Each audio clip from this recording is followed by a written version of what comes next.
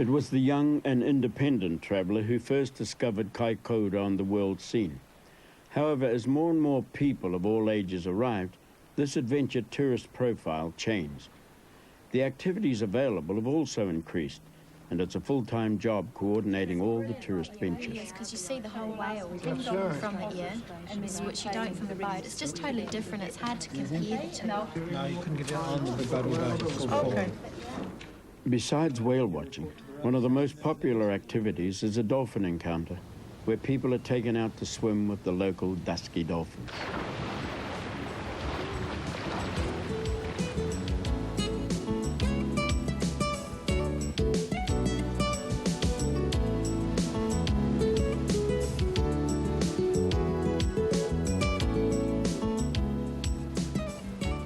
We try to approach them from behind if we can. If the dolphins were to turn around and come towards us, we'd also usually turn our motors off.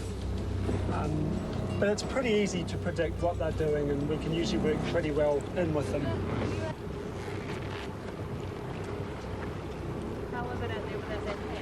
Keep your face down in the water as much as you can, because they're going to sneak up on you. You won't be able to see them approaching you. So keep looking down, keep singing to them too, because that really does work.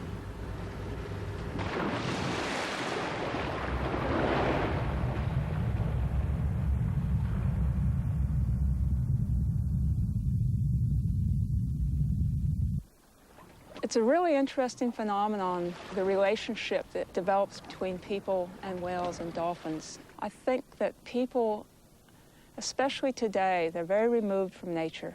You know, we work in these kind of glass office buildings and everything's artificial. And when you get out in nature with a creature that actually responds to you, I think it just draws you back to the roots of you know, where we all started. Is that good? Very good. I like it. It's nice. Where you get the adventure traveller, 5 years later you get your middle-class traveller. Another 5 years you get your very upmarket traveller. The young adventuring traveller has been there and discovered it and gone off and is discovering somewhere else. They want to be the only one on the top of a mountain, but there's so many of us now that we can't all just be that one person. I believe we should control numbers. We shouldn't be just going for the money and saying how much we can make by the year 2000 and how many people can get into tourism and make a fortune, because they can't. We had some interesting feedback from a German couple who said that they really loved it here. The only problem they had was there was too many Germans here. And when we talk about sustainability, we're also talking about people that come here, the quality of the experience they have. When you have a small population of 3,000 people in a small area, you don't need a huge tourist population to provide a good income that will reflect in the good quality of life.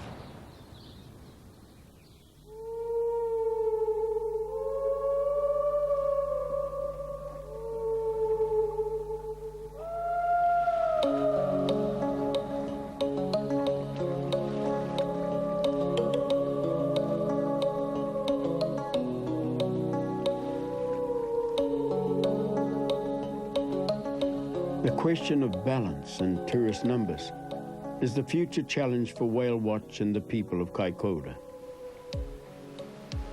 Whatever happens, Bill Solomon and the Ngāti Kuri people have created an industry out of the embers of a dying town. It is appropriate that these descendants of Paikea are once again riding on the whale.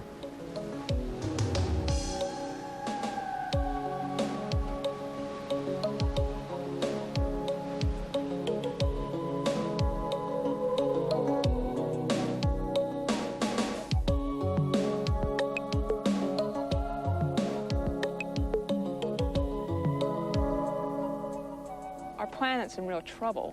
The only way we're going to save it is by having people be able to come and go out and experience nature, not in the zoo and not in a concrete pool, but actually get out and experience it.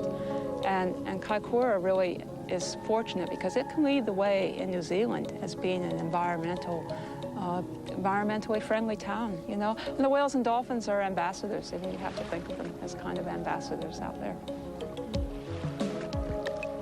The seals have got a different atmosphere about them. The dolphins are different, and everybody's looking after them.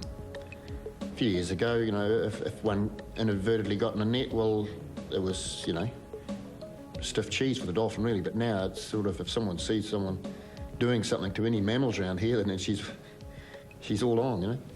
When you become a parent, you become a futurist, and that is, you suddenly have a vested interest in the future because that's what you're passing on to your children. And I think our ancestors that chose this site can feel really good that they chose the right site that is delivering and servicing to their needs of their children.